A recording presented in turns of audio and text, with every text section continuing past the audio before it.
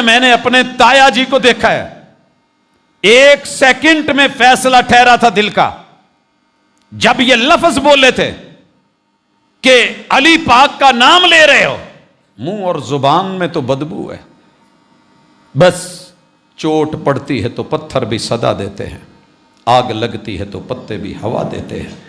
یوں ڈبیا نکالی اور مروڑی اور پھینکی۔ میں نے بولا تھا تایا جی جذباتی فیصلے نہیں، کہا بیٹا نہیں، بات ہی اب سمجھ آئی ہے کہ رشتے پاکیزہ لوگوں سے اور بدبو اور سمیل،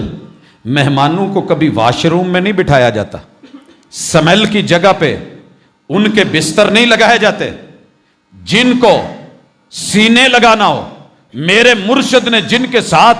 دن اور رات کے لمحات گزارنے ہیں، مسواک کر کے انٹر ہوں اور ہم بدبودار بن کے اندر آئے ہیں، تو پھر امتی ہونے کی نسبت کیسی؟ آئیے یہ آخری لمحات میرے محبوب نے یوں انگلی اٹھائی ہے، یہ ہاتھ ہے، انگلی اٹھائی ہے،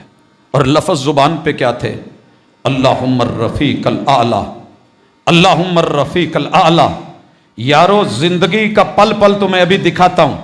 لیکن یہ موت کا لحاظ کہ جب بندہ تڑپ رہا ہوتا ہے، کوئی گالی نکال رہا ہے، والد صاحب کے ساتھ بے شمار بیڈ لگے ہوئے تھے، وہ آخری رات کے منظر نہیں بھولتے، کیا کیا گالی ہے، کیا کیا آوارگی ہے، کتنی فکریں ہیں، کیا کیا مسائل ہیں، اور میرے پیغمبر کے گھر کی کیفیت یہ ہے، آج اپنی آخری ذرا وہ بھی دے کے اپنی بیویوں کے لیے جو منگوائے ہیں کہ تمہارا اللہ حافظ، میں کوئی پڑھولے بھر کے، گودام بھر کے، میں کوئی کوٹھیاں بھر کے نہیں دے کے جا رہا، میرے نبی نے قوت لا یموت اور اللہ وارث، اللہ وارث۔